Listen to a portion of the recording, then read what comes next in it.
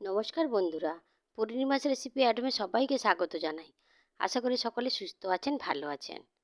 প্রতিদিন সকাল ও বিকালে টিফিন কি খাওয়া হবে তাই নিয়ে এক বিশাল চিন্তায় পড়ে যাই। আজকে আমি ভাবলাম সুজি ও টক দই দিয়ে একটি স্ন্যাক্স বানিয়ে নিই। সেই মতো আমি 1 কাপ সুজি নিলাম আর হাফ কাপ টক দই নিলাম। স্বাদ মতো নুন নিয়ে নিলাম, 1/4 চামচ লঙ্কার গুঁড়ো, 1/4 চামচ গোটা সাদা জিরে নিয়ে নিলাম। সামান্য কুচনো কাঁচা লঙ্কাও দিয়ে দিলাম ও কয়েকটা কুচনো কারি পাতা দিয়ে দিলাম। সামান্য বেকিং পাউডার নিয়ে নিলাম। এরপর সমস্ত শুকনো উপকরণগুলোকে আগে ভালো করে মিক্সড করে নিয়ে অল্প অল্প জল অ্যাড করে একটা স্মুথ ডো বানিয়ে নেব। আমি যে বাটিতে দই রেখেছিলাম ওই বাটি ধোয়া জল আমি দিয়ে মিক্সড করে নিচ্ছি। আমার স্মুথ ডো বানানো হয়ে গেল। এবার একটা ঢাকা দিয়ে 10 মিনিট রেস্টে রেখে দেব। এরই ফাঁকে আমি একটা স্পেশাল চাটনি বানাবো, তাই আমি একটি শুকনো কড়াইতে কিছুটা বাদাম নিয়ে ভেজে নেব। বাদামগুলো আমার ভাজা হয়ে গেছে, ওগুলো নামিয়ে অল্প ঠান্ডা করে খোসাগুলো ছাড়িয়ে নেব। খোসা ছাড়ানোর পর ওগুলোকে মিক্সিং জারে আমি একটা পেস্ট বানিয়ে নেব। মিক্সিং জারে ভাজা বাদামগুলো দিয়ে অল্প জল অ্যাড করে নিলাম, দিয়ে তারপরে আমি একটা স্মুথ পেস্ট বানিয়ে নেব। এরপর একটা ফোড়ন বানাবো। কড়াইতে খুব সামান্য তেল দিয়ে একটি শুকনো লঙ্কা ফোড়ন দিয়ে দিলাম।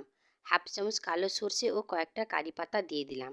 কারি পাতাগুলো ভাজা হয়ে গেলে একটা সুন্দর স্মেল বের হবে, তখন তৈরি হয়ে যাবে ফোড়ন। এবার বাদামের পেস্টটাকে মিক্সিং জার থেকে বের করে নিলাম একটা বাটিতে। তার সঙ্গে স্বাদ মতো নুন দিয়ে দিলাম আর ওই কারি পাতার ফোড়নটাও দিয়ে দিলাম। একটা স্পুনের সাহায্যে সমস্ত উপকরণগুলোকে ভালো করে মিক্সড করে নিলাম। তৈরি করে নিলাম বাদামের চাটনি। 10 মিনিট পর ঢাকা খুলে সুজির ডোটার সাথে আমি হাফ চামচ গ্রেট করা আদা দিয়ে দিলাম আর 2 চামচ কর্নফ্লাওয়ার দিলাম। এগুলো সমস্ত দিয়ে আরও ভালো করে আমি সুজির ডোটাকে ঠেসে নিলাম। এরপর হাতে একটু সামান্য তেল মেখে নিয়ে সুজির ডোটা থেকে কিছুটা আমি লেচি কেটে নিলাম।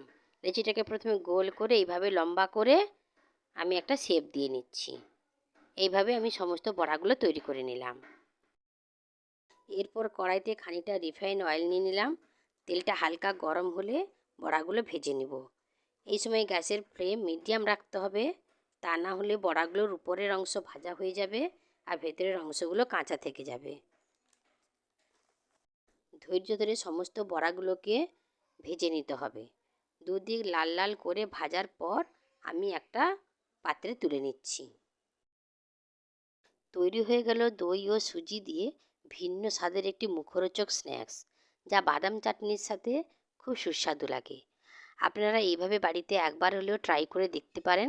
বন্ধুরা, আজকের আমার এই রেসিপি কেমন লাগলো কমেন্ট করতে ভুলবেন না। আজ এই পর্যন্ত থাক, আবার দেখা হবে অন্য কোনো দিন অন্য কোনো রেসিপির সাথে। ধন্যবাদ।